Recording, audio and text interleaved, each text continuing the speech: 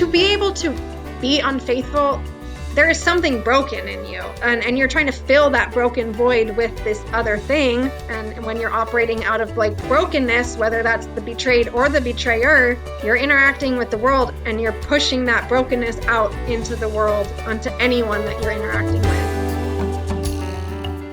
Hi, friends, and welcome to Lessons from Living, where we strive to motivate change through the inspiring stories of others who are living lives of significance, all for God's glory. Kate Conwell's story is sure to be inspiring and hopeful to those who are navigating infidelity in their marriages, or perhaps are in the middle of doing so. For those of you who that doesn't apply to, Kate serves us equally well by providing us tips for protecting our marriage. So this is well worth a listen for anyone who is married or perhaps desires to have a healthy marriage in the future.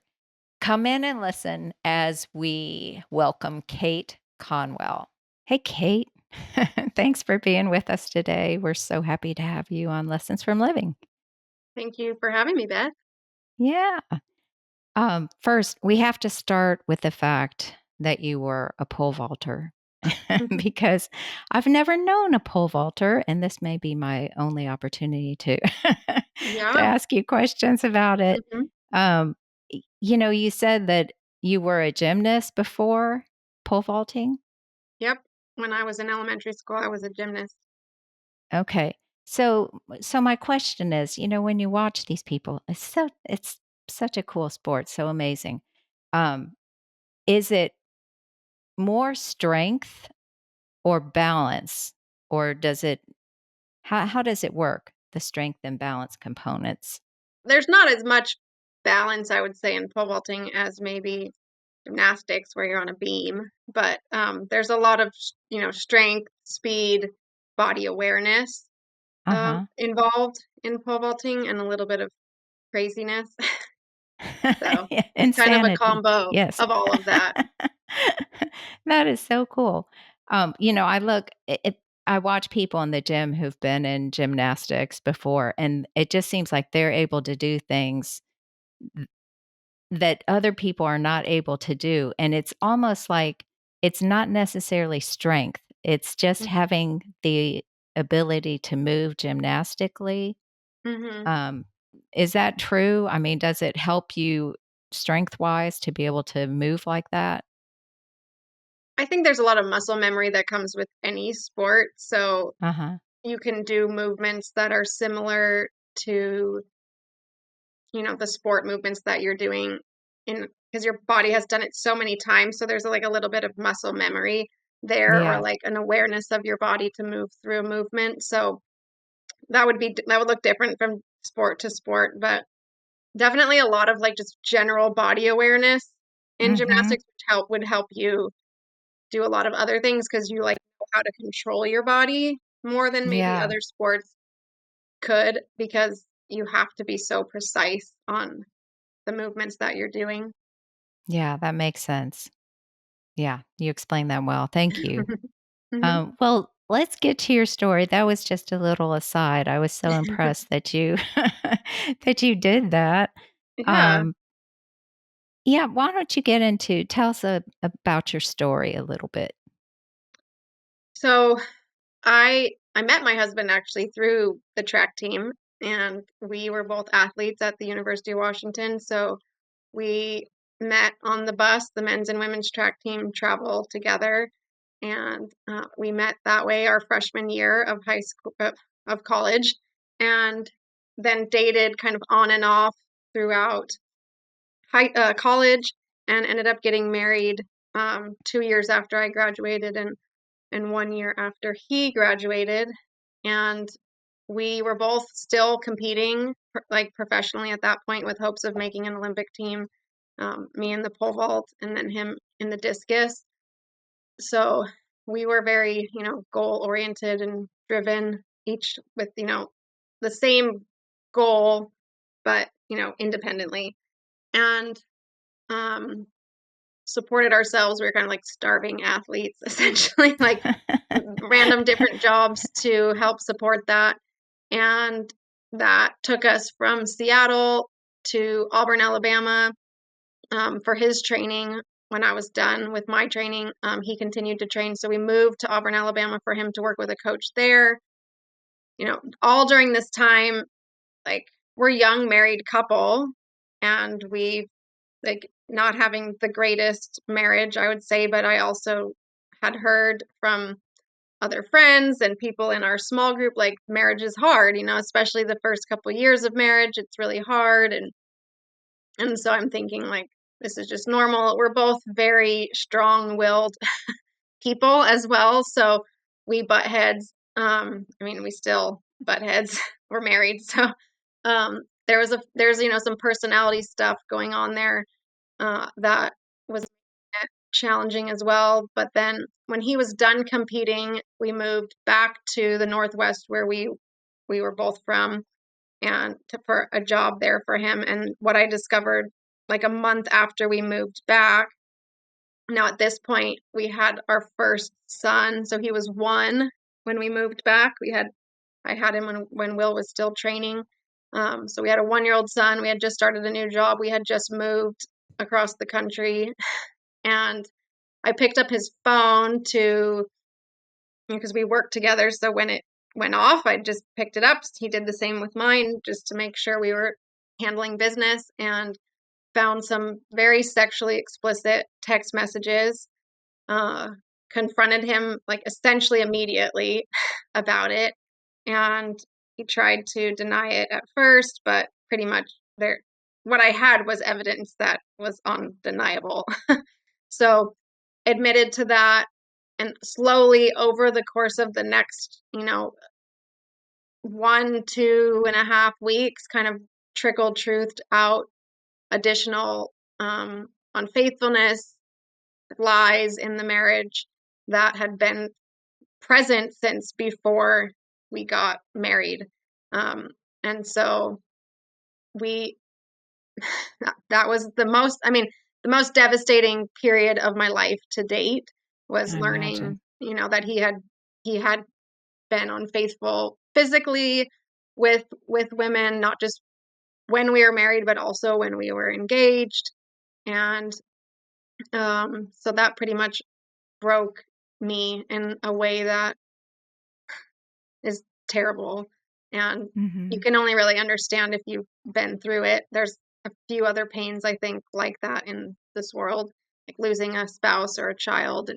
But it's really just like a gut-wrenching punch to the stomach. Um, and so from that point, we had to decide, you know, I had to decide what I was going to do, what he was Mhm. going to do. So I don't know if you want me to keep going with this, or if you have specific questions up to that point, because it can go a lot of directions from here. Yeah. Well, one I have is how you define infidelity because, um, I know you work with women now who have been through this. Hmm. And do you include emotional infidelity? I imagine it's not just sexual. No, I mean, my definition is any form of unfaithfulness. It would include an emotional affair, a physical affair. Messaging, pornography addiction, anything that breaks the marriage vow, where it's not just like one man and one woman Mhm. involved in the relationship. And so, I probably have a pretty strict view of what infidelity means. Like, I mean, I think especially when lying is involved, or covering Sure. up of things, maybe some people are okay with their husband going to a strip club. Like, I consider that unfaithfulness in our marriage. Um, but especially if your husband is going to a strip club and not telling you about it. Right. So, um, same thing. Some people are okay with pornography. I think that's unfaithfulness. But Mhm. then when you have lying on top of it, that's betrayal. And Right. these are betrayal traumas. And so I think my definition is, anytime it's not just you and your spouse. That Mm. makes sense. Yeah. Mhm. Well, so go on with your story.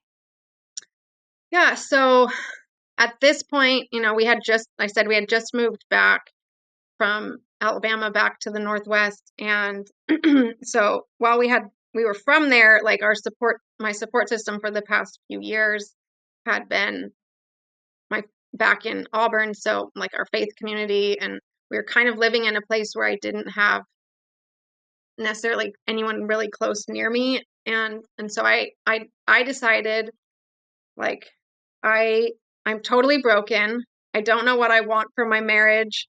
I don't know how to move forward from here. I'm living in, like, this is excruciating day in and day out pain. Um, I can't do this. I can't take care of my son. I can't take care of me.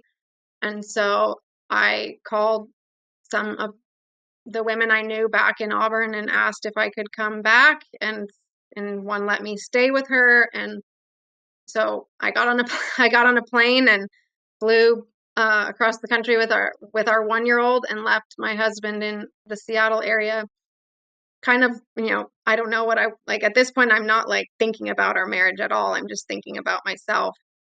And so went back and was able to just kind of grieve there, and be able to feel the things and have them take care of me and support me and love on me and give me the space I needed to kind of process and just also just sit in this mess. I think I'm a big believer in like letting people in, and you have to be uh, you know uh, conscious of who you let in.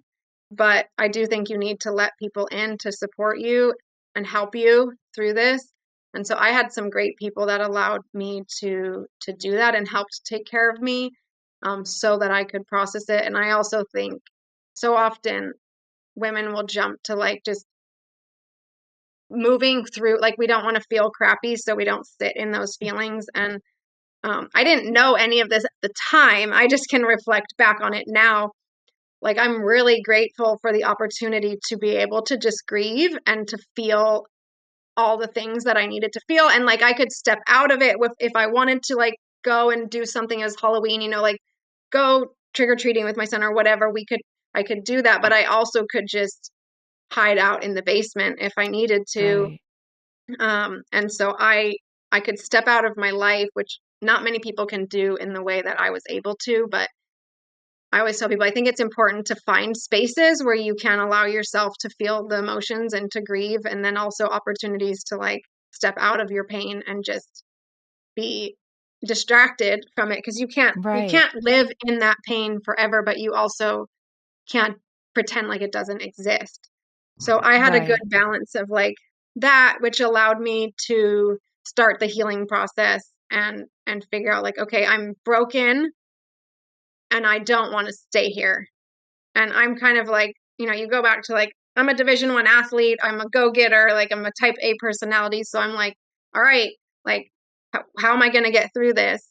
Mhm. And I started reading books, and was connected with a woman. My husband had reached out to a family member who connected him to someone to walk beside him through this and guide him through his piece of healing. And so the wife of that couple was also in contact with me. So she was helping guide me and helping me take steps towards healing. I was just, so I was slowly like kind of getting information and figuring out like what would work.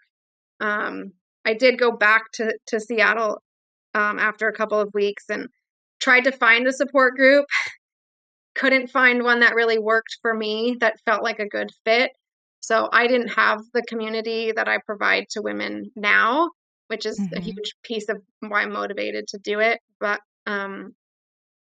I did look for it. It just wasn't. It's hard. Sometimes they're hard to find, and Yeah, I what was imagine. available didn't fit for me. But Mhm. I just continued to like get information, read books, like try to understand what I was experiencing. There's a book, Shattered Vows, that I read, that we read in the community, I think is really great. Um, that kind of helped me understand what I was experiencing and how normal it was. And, made me feel like, okay, I'm not crazy, because you feel like you're crazy. You are like really experiencing a very crazy situation. So you're dealing with a lot of emotion. Um, so through that process, I kind of was like, okay, I'm going to heal. Like, what do I need to heal? And I started to figure that out. And then at some point along the way was like, okay, I could see that my husband had also been pursuing his healing, and he was very much right away, like jumped into like make doing a 180. Like I didn't want to have this behavior. I'm caught now. Now I'm going to get out of it. I didn't want to be doing this anyways. And so was aggressively trying to figure out how to not continue that behavior. And I had seen, like, as I watched and saw, some effort and some real authentic, like, repentance and desire to heal the marriage, I was like, with the help of that other couple, we were able to work on putting our marriage back together. So marriage back together, but also independently pursuing our own piece of the healing process. So Hmm. that's a very short version, concise. It's not as pretty and like all put together with a nice bow as that, but it took us time. It was a lot of hard work on both sides and commitment. And ultimately, we were able to make it through, and it took, and some things are healed in months, some take years, and and so we're now 11 years from that time of discovery, and it's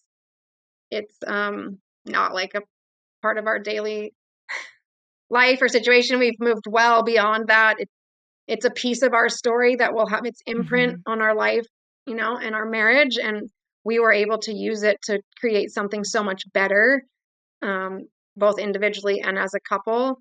And so I'm not like grateful for the experience, but I am grateful for what came from it and how God Yeah. used it to uh, to shape and form and sharpen us and our marriage in ways that, like, it's hard because I look back and think like, I wish we could have gotten here without that, but I don't really Hmm. know how we could have.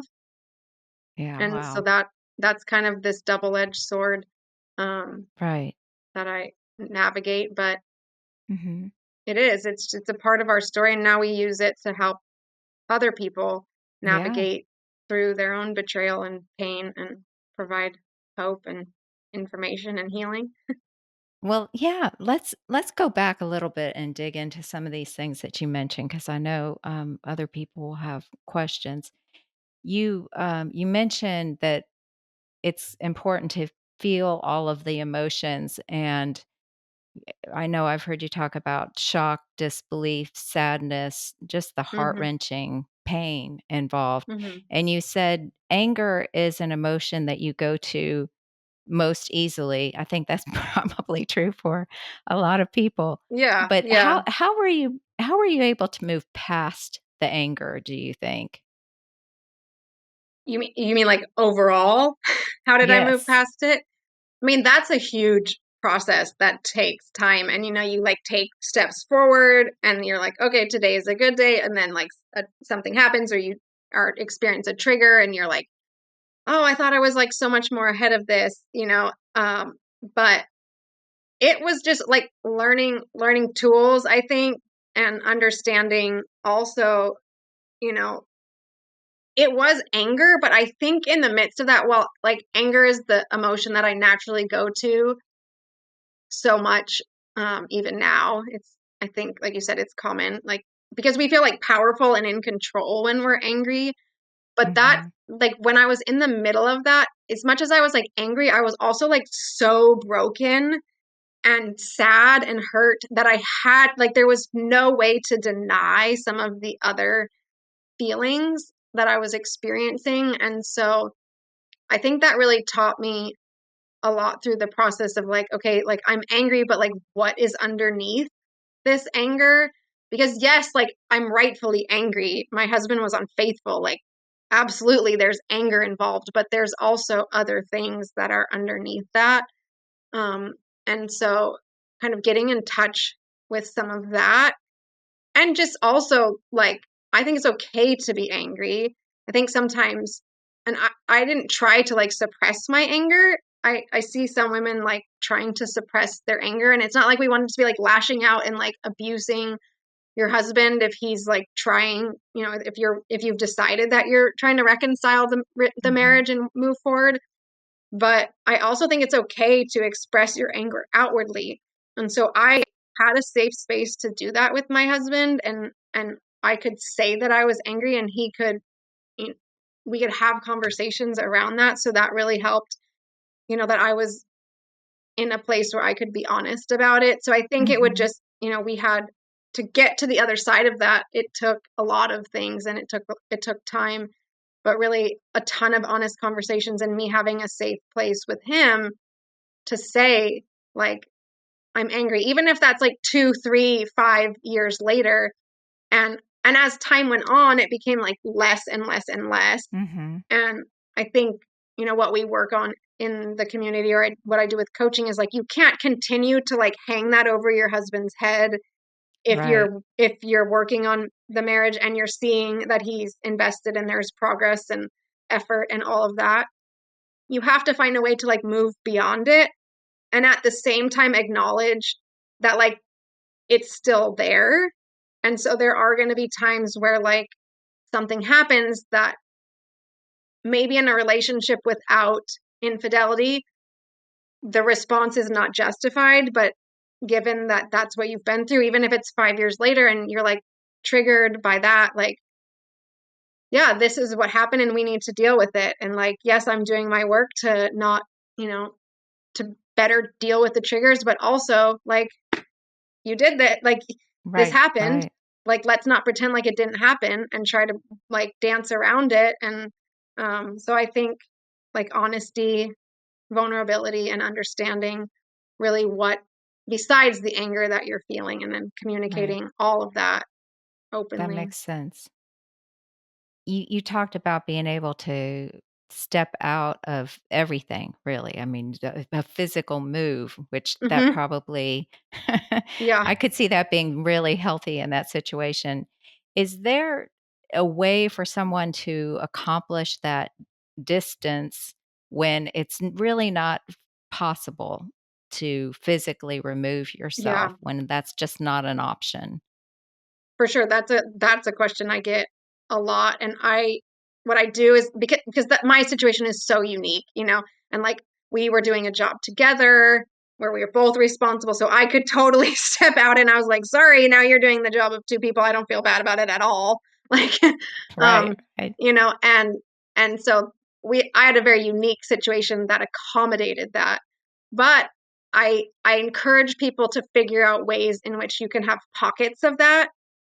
And so if that looks like going to a friend's house, going to your parents' house, like even if they don't necessarily know what's going on, um, just creating those spaces, and you can say like, I'm just going through something really hard and I need some space, and can I be here? Like, or can I, like, asking for help, like, can you help me with the kids if you have kids?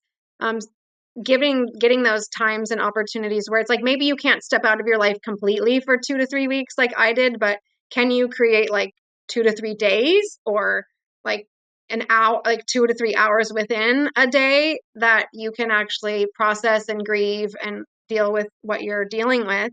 um, because maybe you have 8 hours a day of work, or you have 8 hours a day of 24/7 of kids or whatever. So finding ways to remove your responsibilities and not expecting you to be capable of the same things that you were capable before, which was like a big blow to my ego. Here I am, like, I can do all things, like, Mhm. but it's okay that you can't. And so I think, just even if you don't want to tell people why, just like trying to create those opportunities for you to step out of your responsibility, to step out of everything that you can do, get childcare, go away, for a day, for the weekend, even if that's like not, um, not out of town, like, go if it's winter right now, but go to a park for the day or whatever. And I like, I'm a little biased, but I'm like, put them, like, give your husband the kids, or like lay responsibility on him, because he's the reason. Now, my husband was very much taking ownership, so that was easy. Right. Whereas some husbands are not taking ownership, or they won't cut the relationship off. So it's harder to say, like, here, you take them. But like, I don't know, that's where I just want to encourage women to stand up for what you need. Like, they're his kids too. you know, Right. like, Right. let him take responsibility for that, and um don't try to take all of it on yourself. Like, find ways to let the responsibility off of you, and let other people help you. Yeah, that makes sense. I know you said you had kind of a rocky relationship prior to even marrying your husband. Hmm. Um, with the benefit of retrospect, were there any warning signs or red flags at the time? I'm just thinking about my daughters who are of Hmm. marrying age and is there anything you would suggest to a young woman who's looking to enter into a similar relationship? Yeah, that is something, of course, everybody wrestles with once this has Sure. been discovered. Like, how could I have prevented this? Which is really the wrong question, because you're not in Mhm. control of anyone else. It's right. Um, and what should I have seen? I think is maybe a better question. Um, in our relationship, like, he was very good at lying and deceiving, and so there wasn't, like, I've listened to people talk about red flags, and I've looked, and it's like, I both of us have talked about it. Like, I don't see any major red flags that I just was like oblivious to. Hmm. There was one situation in which, like, when he was unfaithful when we were engaged, the only people that knew about that were him, the other person, and then one, like, mutual friend of ours. Like, the person he was unfaithful with was a friend of ours, and then a mutual friend who was supposed to be in our wedding, and she stepped out of our wedding because she knew about that. And she just said, given what I know, like, Will isn't who he says he is, and I just don't feel like I can be in your wedding. And so I did, but I didn't ignore that. That's where, like, I feel like, what else could I have done? I went to my husband, I talked to him about it. He revealed something that would make that make sense, and wasn't something I Uh-huh. was happy about, like something that had happened when we were not together.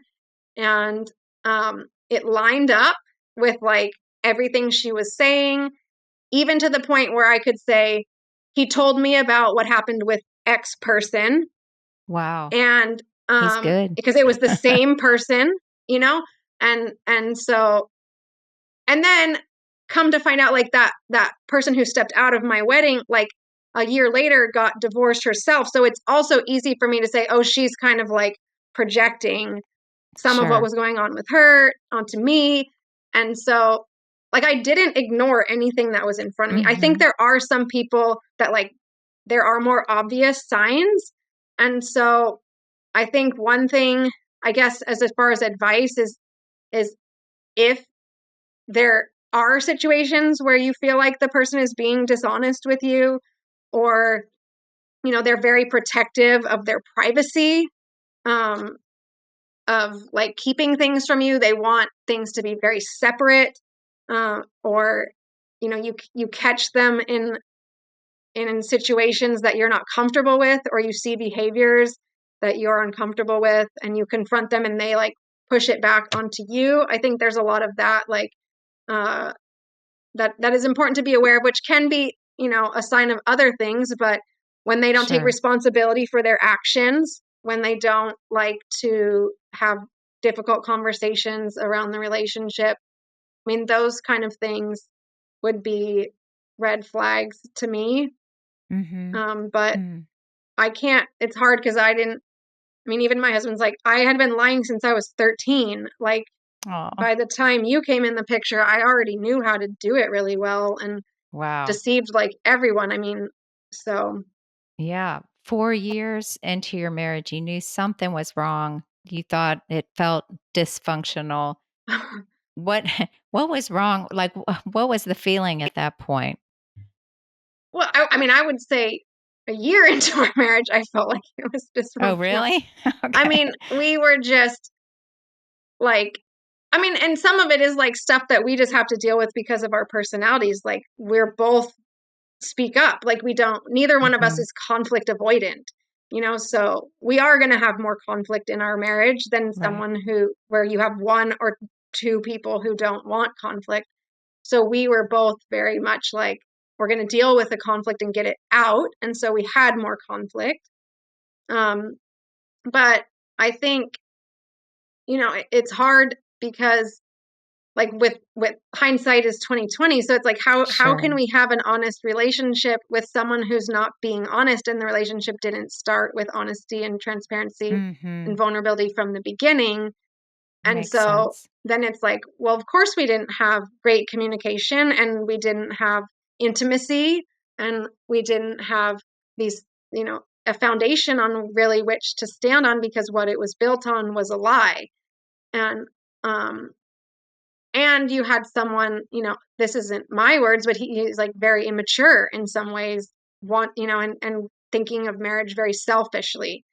And so Mhm. that's difficult to build anything on. I mean, I think, but I thought, and this is where I think the church can do a better job of helping people understand, what is normal conflict, or like what is normal hard versus like what is maybe a red flag of difficult things going Sure. on, or like maybe we should have been in counseling or something like that. I mean, um, we probably should have. We were so poor, we didn't have like the finances to be able to do that, but Yeah. um, maybe we should have looked into something like that. But when I'm sharing, things, and I'm hearing like, oh yeah, that's totally normal, like, I don't know that it is, because I don't know that we don't talk about our struggles. Like, we don't talk about the hard things. And so then it's hard to know what's normal versus maybe something that's concerning, because we don't really openly share what's going on, you know?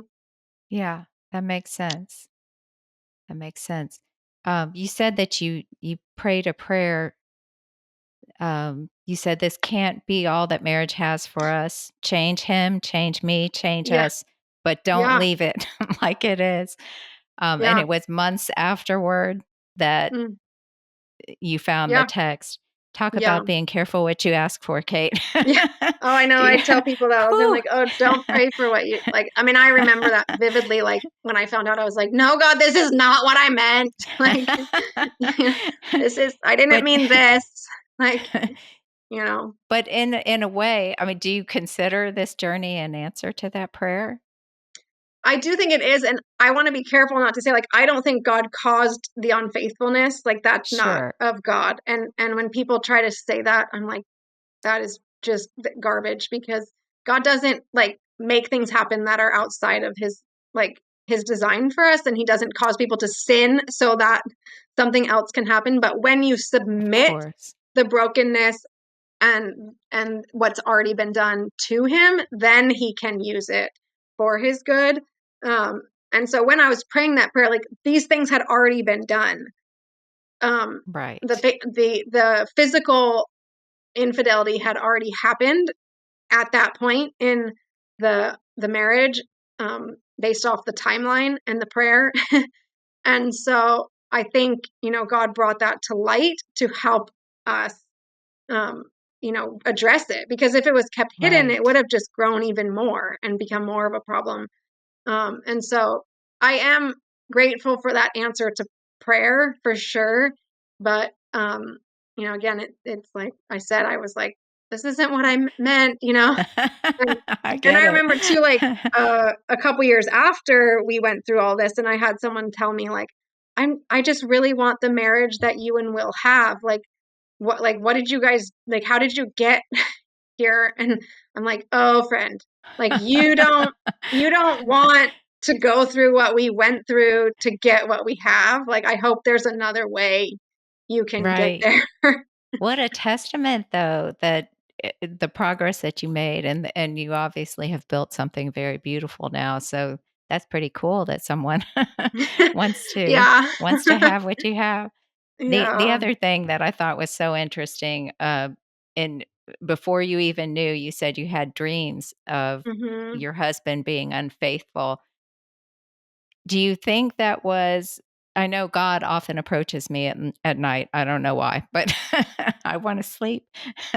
But, do you think that was, like, your subconscious mind trying to alert you to something, or do you think it was God trying to say, "Hey, we need to look over here a little bit"? Yeah, I mean, I think the second I when I went through with the other woman walking through that with me, I mean, she even said that to me. She's like, God was showing you what was going on, even though you didn't know, and it was Wow. revealed to you in these dreams. And so you can trust that God will reveal it to you in the future if it ever happens. So that was like a piece of how, like, rebuilding trust is a big piece of how you is part of the reconciliation process. Trust has to be rebuilt, and that was really foundational for me. Of like, okay, I can't trust my husband yet, but I can trust God because He will be with me through all of this, and not that He can prevent it from happening because He isn't a puppet tier up there, but like He can show me the things I need to know. And so she's like, pray the prayer, like ask the Holy Spirit to reveal to you what needs to be known, in situations moving forward. And that was something I really clung to, um, Mhm. because when I, again, like, I'm not afraid of conflict. So when I would have those dreams, I would confront him, like, what is happening? Like, is there something you need to tell me? And he said, like, those moments he was so full of fear. Like when I would Oh ask, I mean, like, gosh. because I'm in his face, like, hey, is there something, Yes. like, just tell me if there's something I need to know, like, let me know. And so he had to lie straight to my face. It wasn't like, um, some people have, you wouldn't ask your husband that. Like, you're not like walking around like, oh, have you been faithful to me? Are you being faithful? Like, Right. we don't Right. ask that question regularly, but he was like literally multiple times. I looked him in the face, like, is there something you need to tell me? No. And when all you're having is a dream, like, you don't have anything else to go on, it's hard to like make a bigger deal out of it. And I mean, even now, Wow. like, I'll still have dreams sometimes that he's unfaithful. And every time I'm like, hey, I had this dream, and it's hard because like dreams can be from God, they can also be from other things. And so Sure. now I'm kind of like, okay, God, like, if this is you, like, if this is a dream and I'm supposed to know something, like, I need you to make it more obvious. Yes, make it Um, clear. and so, and just trusting that he will, and also having those honest conversations with my husband and saying, hey, I had this dream, like, let's talk about it. Mhm. Um, and so, and we have built up trust, and our relationship is much different. So it's Yeah. not just like, oh no, don't worry about it, like, and we let Sure. it go. Yeah. Well, in regard to trust, you talked about how keeping and rebuilding trust was a huge value that you learned as a child that your parents kind of imparted to you Mhm. in raising you. I thought that was so interesting because I think our kids, I think we have that expectation. I don't know that we have particularly verbalized it, except maybe in extreme situations. Mhm. But, how do you think you learned that? How did that you pick that up from your parents? Well, my parents were not shy about saying it. Was very directly said in our house. Like, Mm, there was like three kind of foundational principles, like, don't lie, be respectful, have fun, do your best. I guess those are four things, like, they're just statements. And I didn't grow up in yeah. like in a Christian household, so it wasn't Mhm. rooted in like a faith system. It was just like, these are kind of what we do. And if we got caught or we got in trouble doing something, if we were honest about it, the consequences were less. If we were caught lying, the consequences were more severe, which makes total sense to me as a parent now, because I'm like, I need, trust is huge. And like, no matter what, like, usually trust has been broken when you're in trouble. And Sure. so, um, I think the concept of like needing to rebuild that trust wasn't like foreign to me, because it had been so like verbally explained and like worked through Mm. many times. I got caught for a lot of things in high school and middle school, skipping school, drinking, drugs, like all of it. And so Mhm. it was like, okay, just be honest, and the consequences are less when you're honest, and we can work through this. And there's still consequences, but so that it wasn't like a subliminal message. It was a very Very direct, clear. clear, communicated, like trust is important. And so I think that helped me with the foundation, I guess, of like when we were rebuilding trust in our marriage. Like I already had Mhm. some ideas of like trust isn't this like elusive thing, but like you actually have to show me with your actions that you're trustworthy. And so I Right. think coming into the situation with that experience was really helpful for us. Okay. And you mentioned how the choices that we make impact many more people than just those in the marriage, and this kind of follows the trust. Speak to that, whether it's something I know you've seen it in your own situation, but also in the lives of the women who you're serving now, the kind of the ripple effect of infidelity. Yeah, I mean, that can go either direction, right? We can talk about how his choices impact more than just the marriage, right? Because whether or not it's outwardly like communicated to other people, um, I guess it becomes more obvious when other people are aware of it. But like the trust is broken in all of those relationships too. Like Right. they so those relationships are impacted. And if you have kids, like they're impacted whether they know what's happening or not. Like they're impacted by the the experience that you're going through. And so I think on that side of things, it's like there's other people who become impacted by the story because they also have to deal with like any form of betrayal or lies or what they thought about the person that was doing the cheating. And then I think on the betrayed side, which in my group is all women, so I'm just going to use that adjective, but like as a woman, like you've been hurt, right? And so your choices now about what you do are going to impact you. They're going to impact your children or the people around you, whether you know it or not, because you've Mm, been wounded, you're dealing with trauma, and like how you put yourself back together is going to impact how you interact in the world with everyone. And so if you don't deal with it and you try to like push it away and pretend like it didn't happen and then just try to move forward, like it's going to pop up and it's going to come out in ways that like you don't even recognize because you're dealing with betrayal, you're dealing with lack of trust in yourself and others, maybe like poor self-esteem. And so that's like then how you're operating outwardly in the world impacts everyone that you interact with. And so I mean, and that's true of the man as well, because he's like to be able to be unfaithful, there is something broken in you.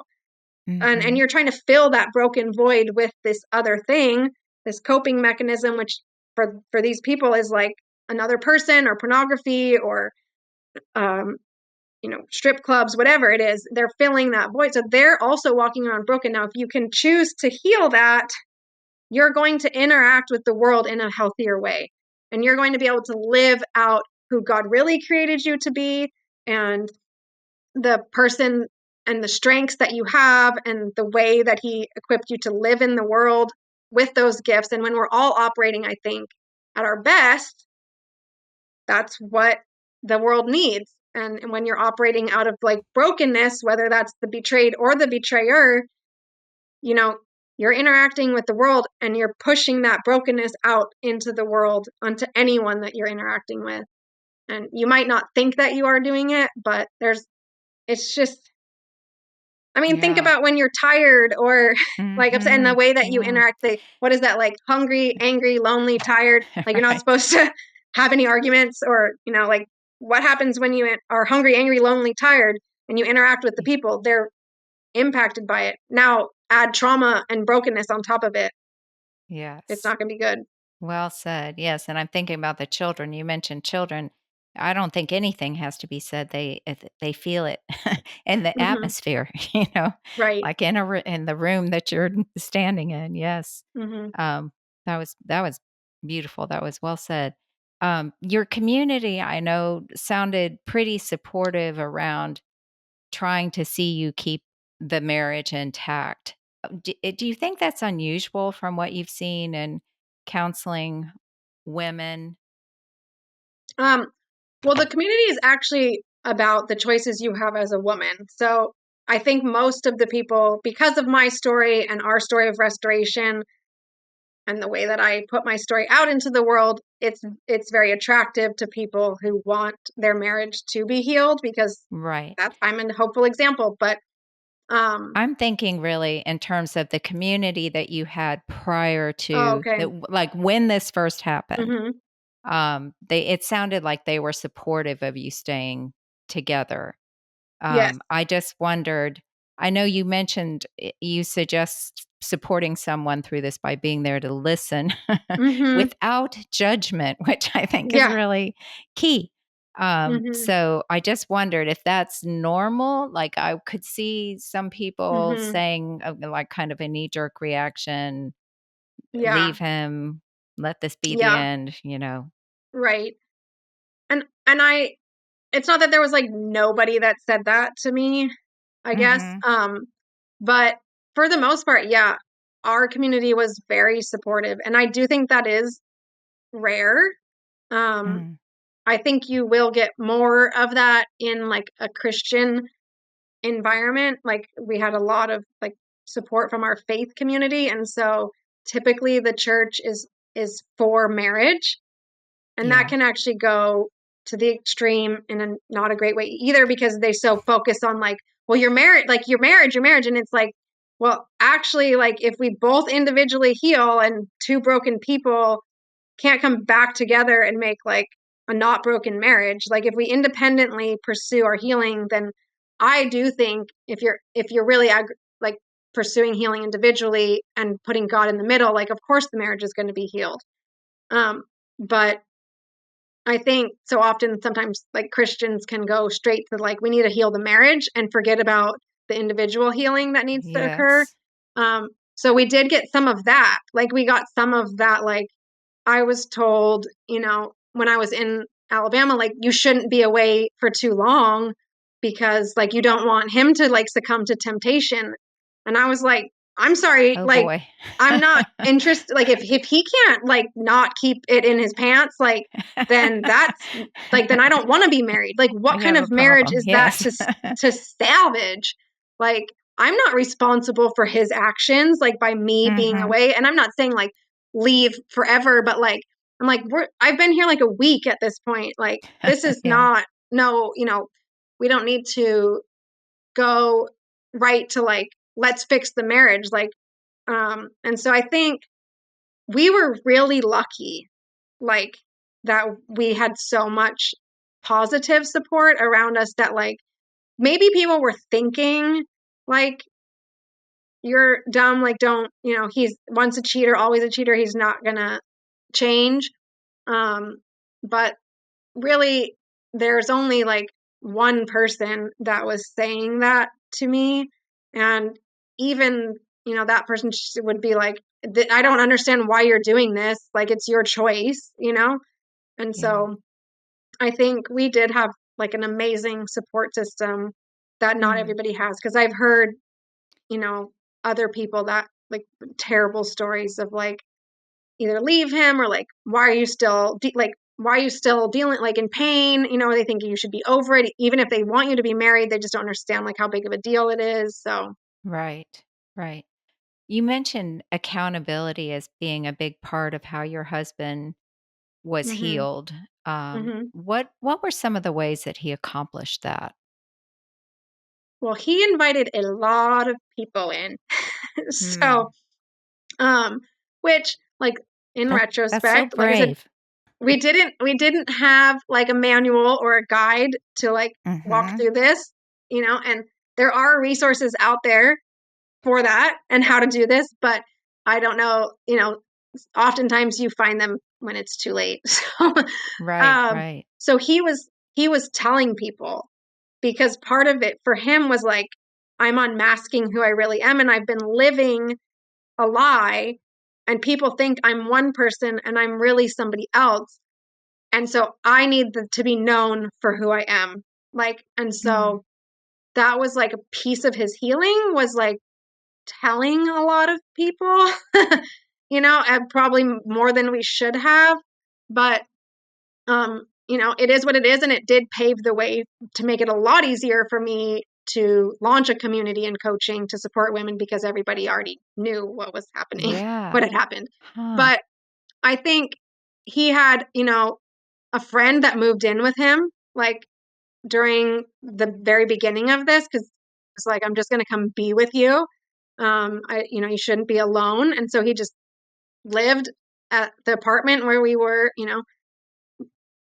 and his dad did a Bible study with him for like a year. So Wow. he invited other people to kind of encourage and be accountability to him. And then he got also connected with a group, um, first Celebrate Recovery. And then when we moved, a group that was specific to sexual purity issues called 423 Communities, through the church we went to in Portland, um, which is now independent. And he's still a part of that. Like, that was a piece of like, what I need from you to know that you're serious. Like, you need to have some sort of accountability group at all times. And Mhm. it's not anything we've ever gone back to. Now he's like, I love my group.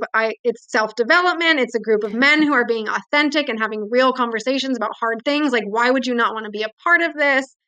And Yeah. it's like, he's not necessarily working through the same things he was 11 years ago. Thankfully, he's Right, made some right. good progress, but they read all sorts of different kinds of books. They're really reading a book right now about like understanding desire and where it comes from, like how the Mhm. mind works. And so Hmm. it's so he invited that accountability in, and has welcomed it, because he's like, I don't want to do this again. Like, Uh-huh. why would I, like, so I'm going to do everything I can to make sure that it doesn't happen, because he's human. Like, it's not like the temptation won't ever be there again. And like I mentioned earlier, like, really these kind of things are very often like just a very negative coping mechanism. And so, um, we are going to have we're going to have to things to cope with for the rest of our lives. Like, there's going to be stressors, there's going to be hard times, there's going to be difficult situations that would trigger you into the same kind of behavior that you were doing before. So how are you going to prevent that from happening? Because you can't stop bad things from happening. You can't stop stress in life or Sure. things like that. So, it's been a journey for him.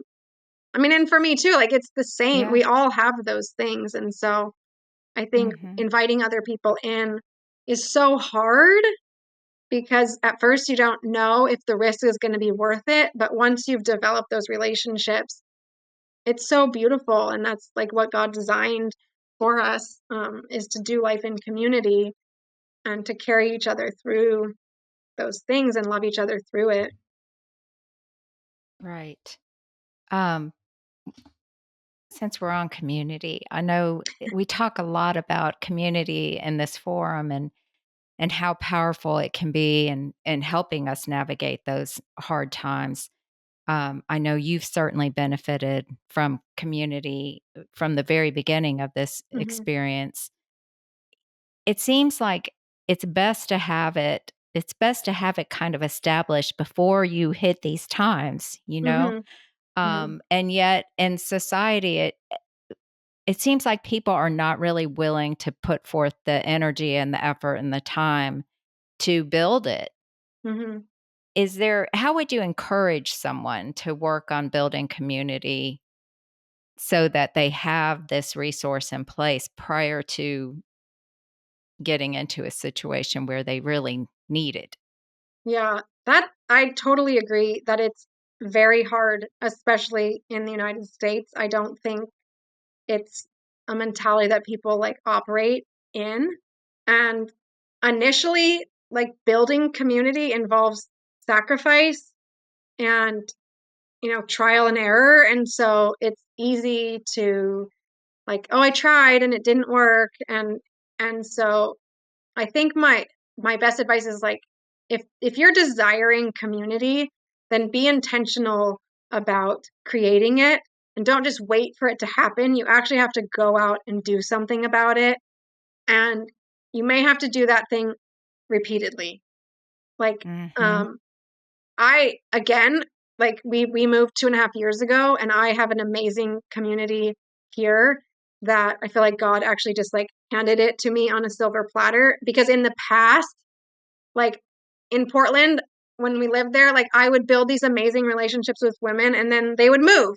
And so I'd be like, oh, my, like, not my best friend, but like my really good friend just left. Like I had like 4 different really good friends that moved in like a 7-year period, 8-year period while we lived there.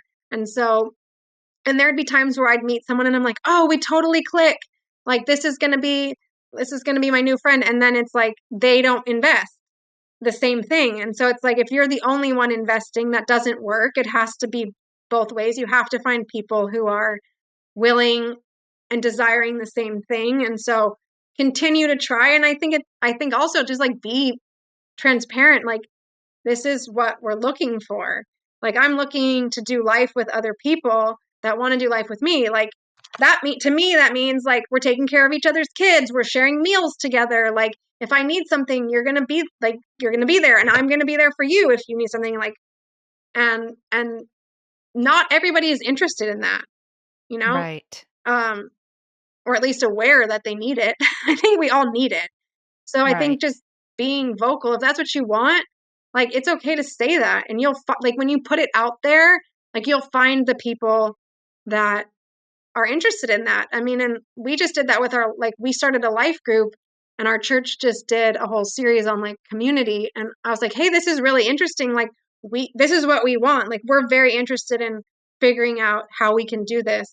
And of the like 5 couples, like one responded and said, I'm also interested, Uh, you know? And yeah. and then she's been like, and we've built a relationship from there. Yeah, that's really interesting. We've seen the same thing in our church too. It's really hard to get people to commit for sure. Um, you talked about learning how to protect yourself after this event and your relationship with your husband. At what point did you feel like you didn't have to do that anymore and you could trust? It seems like it would be really hard to be in a marriage and self-protecting, because Hmm. you're supposed to be vulnerable, you're supposed to be transparent. Or is that something that you always think about now? Is there a point at which you say, "Okay, I'm letting that go?" I think it happens in stages. And Mhm. and so it's not like you go from like, I don't trust you to like, now I trust you 100%. Um, it happens over time and like with repeated behavior and ways of like actually being able to measure that. And so that's one thing I try to work on with women that are dealing with this. It's like trust is like this elusive like thing. Like I want to trust him or I don't trust him. And it's like, okay, but what would trust look like? Like Yeah. what would trusting him look like? What would you need to trust him? Like how could you get there?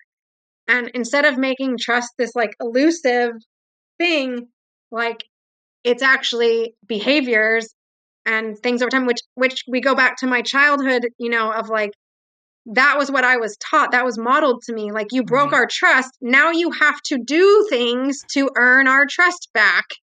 And so like, and they would say like, these are the kind of things I need to see from you. This is what my parents would do.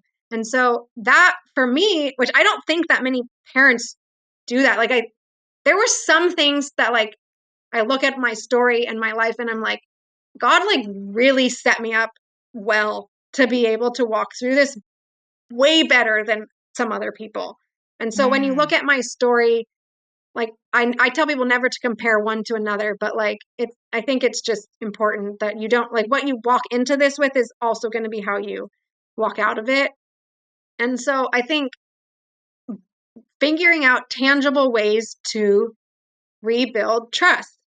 And so that's why it happens over time, because it's like, okay, well, he's done it 5 times. Now he's done it 10 times. And so it's like that trust kind of just like the bank account. If trust was like a bank account and it's been totally depleted, like how are you going to build it back? And that takes time and effort and actual intention, and Yes. so you want it to just be this like hopeful thing, like I'm just going to trust him, or like I've forgiven him. Like trust and forgiveness are not the same, first of all. um Right. and you have to figure out, what do you need to trust him? And then Mhm. in those situations where, there's one woman in our community, and she's like, I get really uncomfortable when he's at work because the person was a coworker and they're not, interacting anymore. But she's like, I don't know, like I think I need him to do, I need him to check in more. And I'm like, hey, like that's okay. Like it's okay Yes. to ask for the things you need to rebuild trust, because your desire is to trust your husband again. And if you're working towards reconciliation, you want to be able to trust. And so give him opportunities to show you that he's trustworthy. And he's not going to necessarily know what that is, but if he's willing and you can communicate, like, this will help me trust you. I need X, Y, and Z to be able to trust you. And so I think when that happens, there's 2 pieces of that. One, you see he's actually willing to do it. Like one thing I said I needed from my husband, which I was like, I need you to text me every single night something that you love about me. Now you wouldn't like see that as a way to rebuild trust, but like what he's doing is what he said, he's following through on what he said he's going to do. Right. And so Yes. that is a way for us to rebuild trust. And then, that's a small one. And then, we had trackers on his phone. Like, I know where you are. Every time I feel uncomfortable about where you are and I ask you to show me that you are where you say you are and you do it, now a little bit of trust has been rebuilt. And Right. so it does take time, and I wouldn't put like a specific timeline on it. I mean, Mhm. it's hard for me now 11 years later to look back and pinpoint like, well, when did I really trust him like unconditionally? And then there's the reality of like, um I do trust him, but then there's still important things that I need because of our situation. Like he was traveling recently, and he didn't travel for work for like until just recently. And these like his affairs happened when he was traveling for athletics. And so we had agreements in place for when he traveled at that time, but when he traveled just recently and then something happened, and it like kind of, I'm like, oh my gosh, I actually don't even know what hotel he's staying in. Like, I know where he is, but like, I don't know all these details, which kind of showed me like, oh my gosh, this is like how much trust we've built up. But also Yes. some of the things that we had put in place that had like fallen aside. Like, why wouldn't I know what hotel he was in? Like, I Yes. should Yes. always know that, like, just for safety reasons. And so I think we definitely have trust, but we also have things that help to maintain that trust. Like we have open phone Yes. policy. I know all of his passwords. He knows all of my passwords. Like there's a lot more transparency that's intentional than there was Yeah. before, that Y allows that trust to continue to just be like easy to extend. Right. Go into that a little bit because I know you described that as protecting your marriage, which I think is really important. And in practical terms, what does that look like?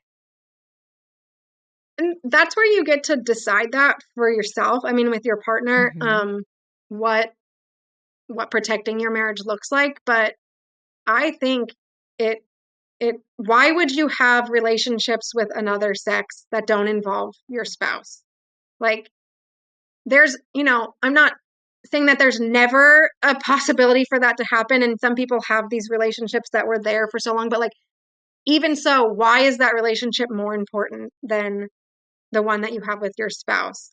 And so figuring out a way for those opportunities to not even be a risk factor is Mhm. important. And so things like we text either, if I'm texting, my son's friend's dad, I either text him and my husband or him and his wife. Like, so it's a group text.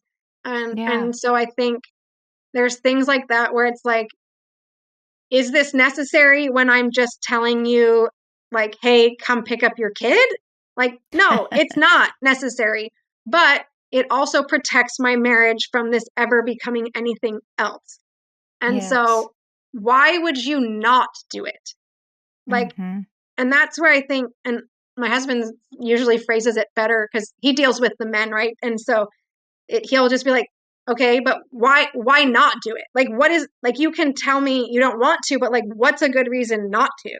Like, what's a good reason not to have transparency in a relationship, or not to do these things that your wife is saying she needs for to rebuild trust, or to protect your marriage?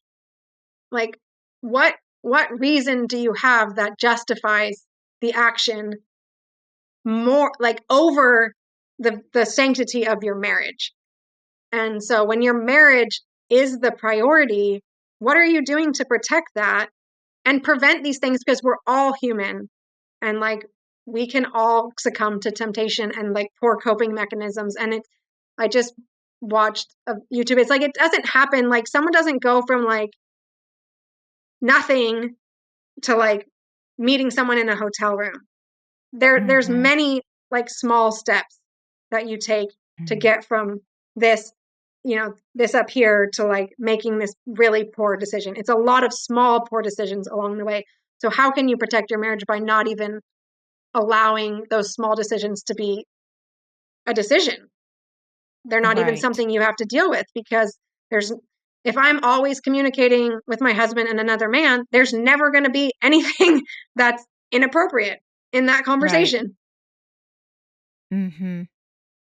And I know, you mentioned, and this is I'm not saying that this is a little thing, but you mentioned pornography as Mm-hmm. being a part of what drew your husband into, I mean, it might have been the seed that started all this. Mm-hmm.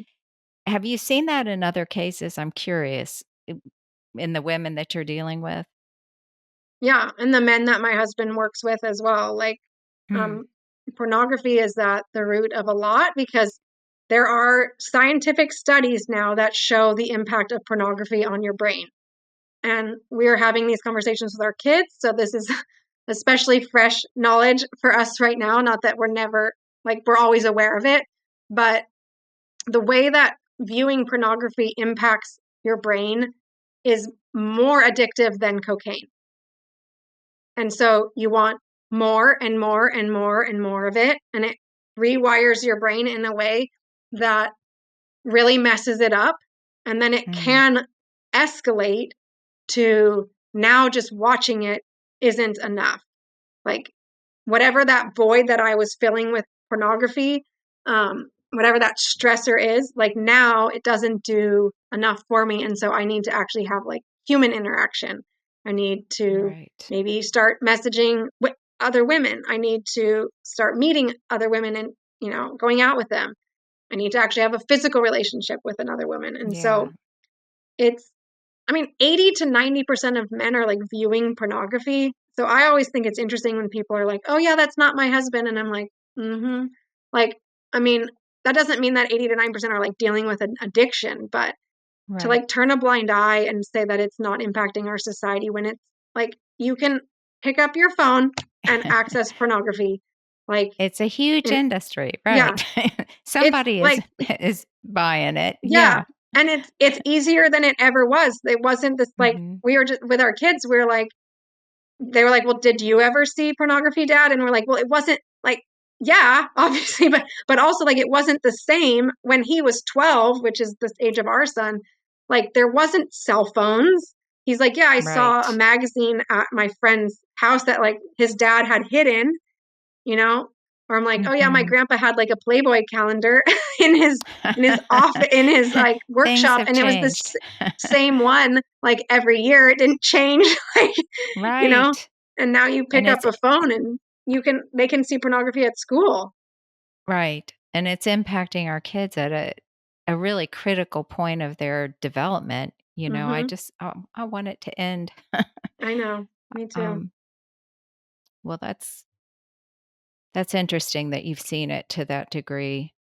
So, you are working now with women who have experienced infidelity. Tell us about what you're doing.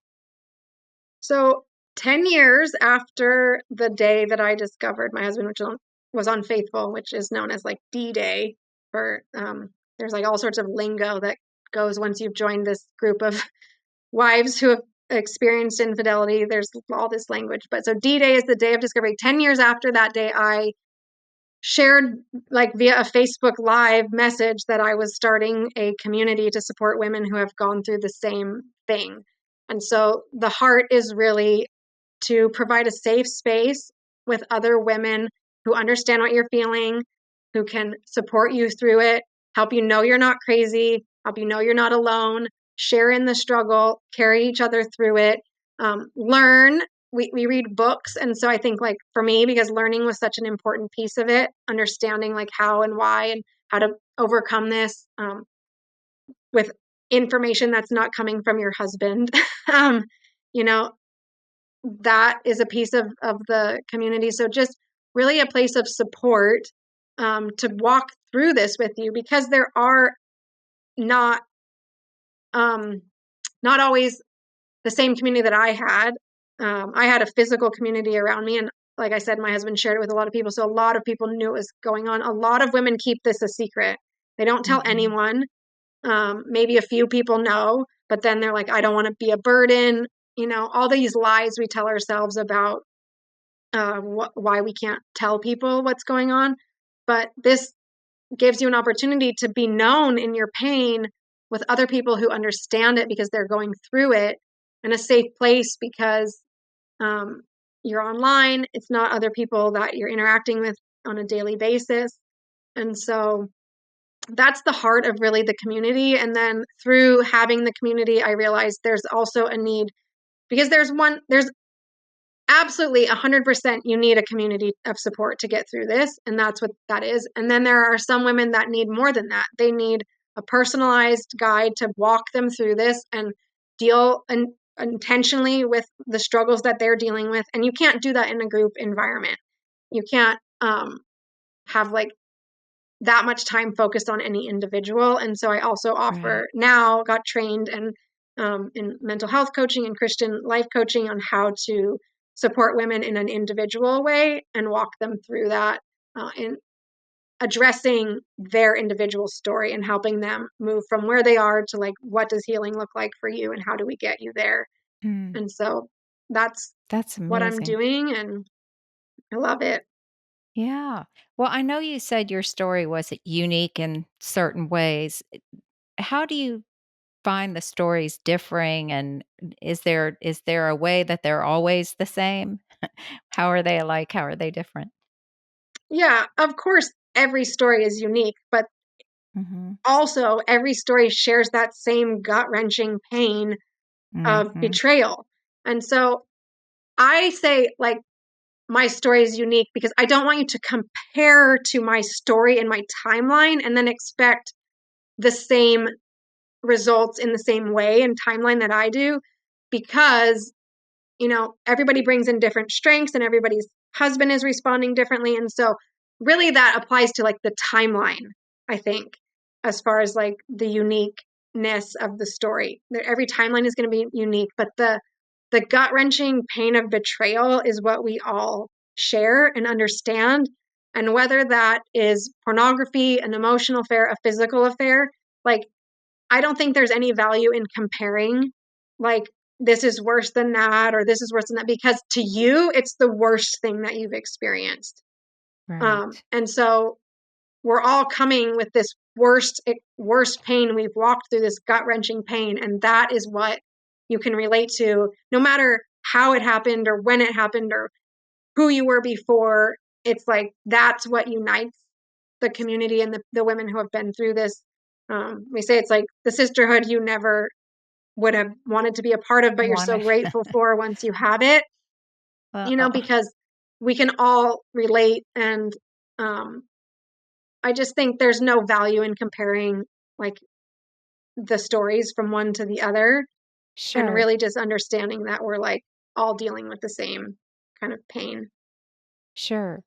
I know you said your husband was really unique in the way that he approached the situation, being very humble, being repentant. Hmm. When you have a man, because I know you've heard a lot of stories now, when you have a man who is defiant and not remorseful, do you think it's it's possible for them to change? It's possible to save a marriage in that situation?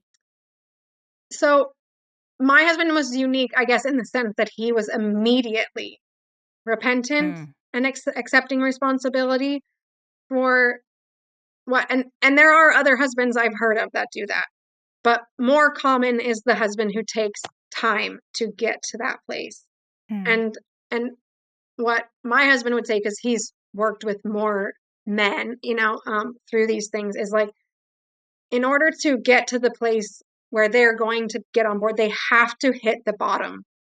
And you don't know what the bottom is for that, for because it can vary from person to person. Like, for my husband, it was like, I've just lost my wife and my son, and my whole life is falling apart. Like, and that was very apparent to him immediately, because I yes. literally left. Like, he was faced with the reality of the bottom very quickly, even before everything had come out. And so it takes time for men. Sometimes I just had someone come in and share for our expert Q&A, and she's like, it took months for the scales to fall off his eyes. Those were the words she used. Like, he Mm, had been caught. He was like saying he was repentant, but he also wasn't ending. Like, he was saying he ended the relationship with the other one, but he wasn't doing it.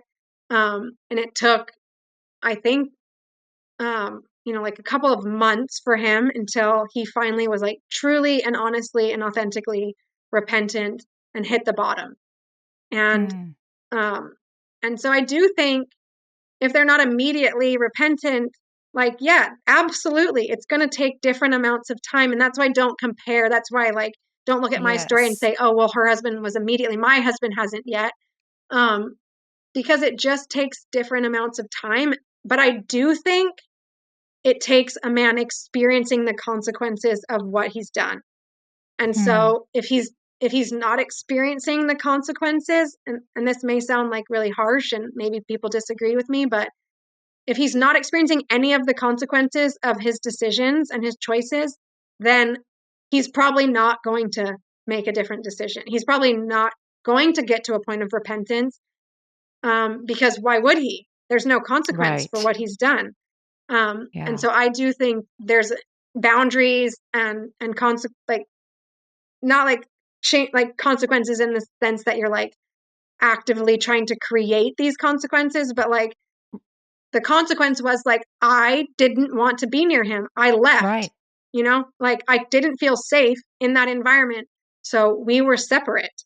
And so those were consequences that he really experienced. He really experienced me being angry with him, me vocalizing my hurt and my pain. And not, I know we have to forgive, but like, I didn't just forgive him immediately, just because, Mhm.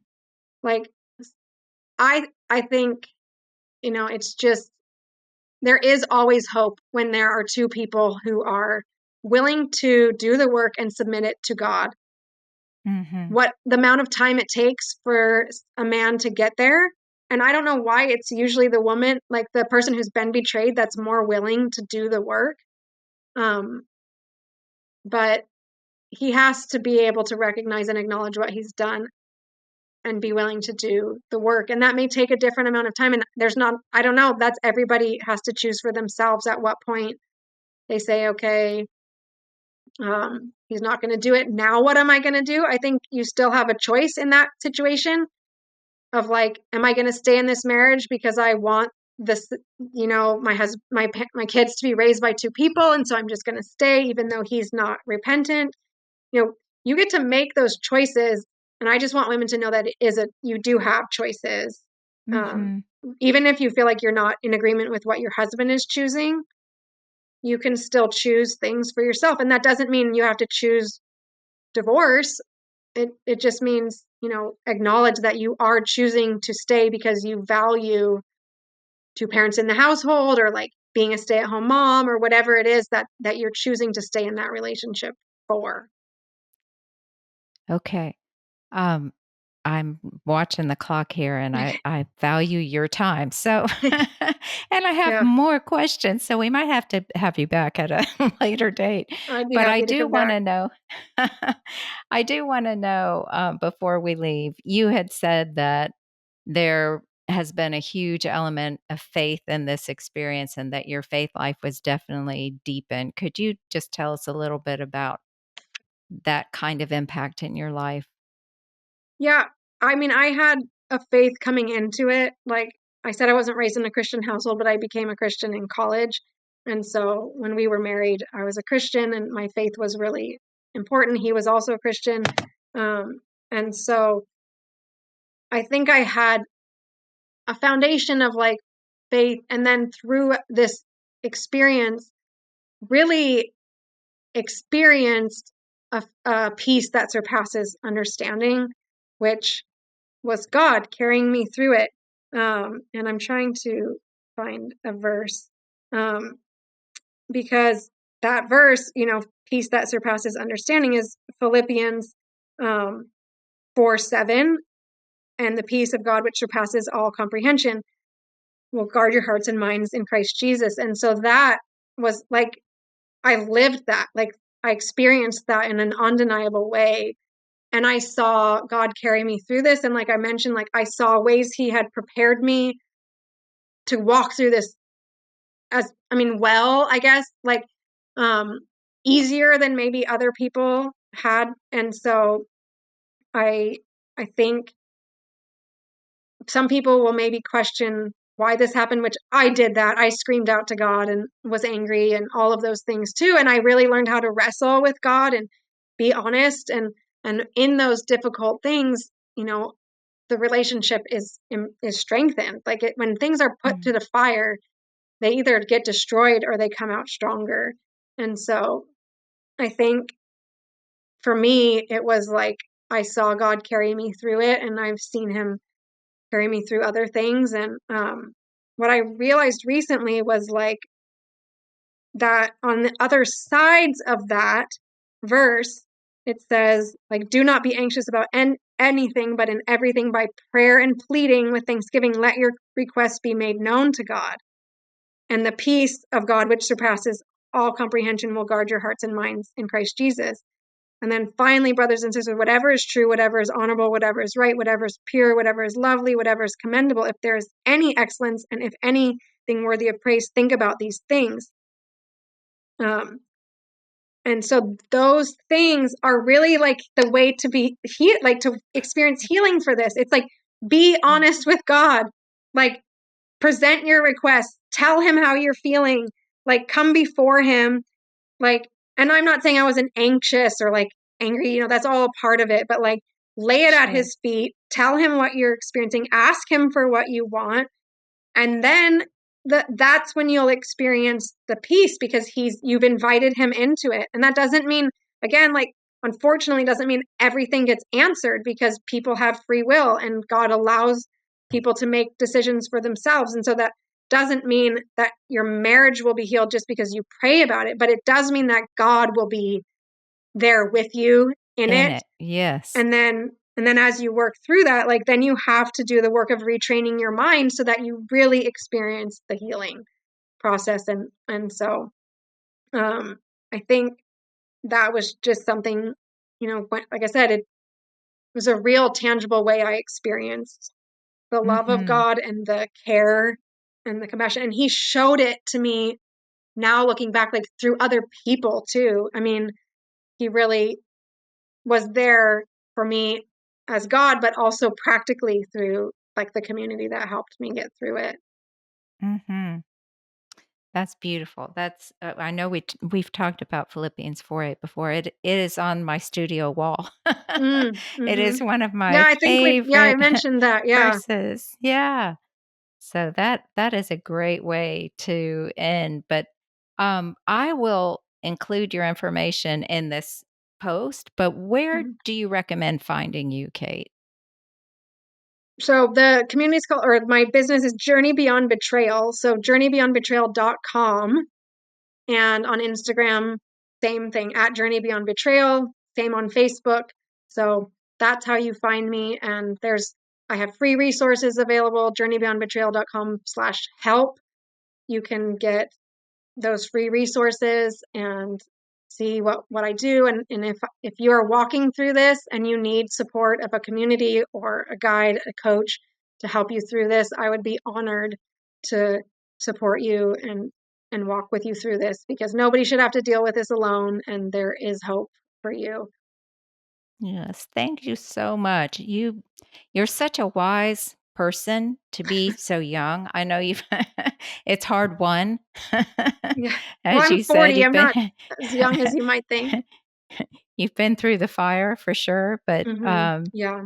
but we just really appreciate your time and what you've shared today. It's going to really impact a lot of people and mean a lot in, as you say, giving people hope. So I do appreciate your time. Thanks again to Kate for sharing so vulnerably with us. Be sure to subscribe to our channel and follow us on Instagram and Facebook at Lessons from Living Podcast. And we will leave with a word from Ruth Bell Graham, who said that a happy marriage is the union of two good forgivers. I love that. Go out and make it a great day.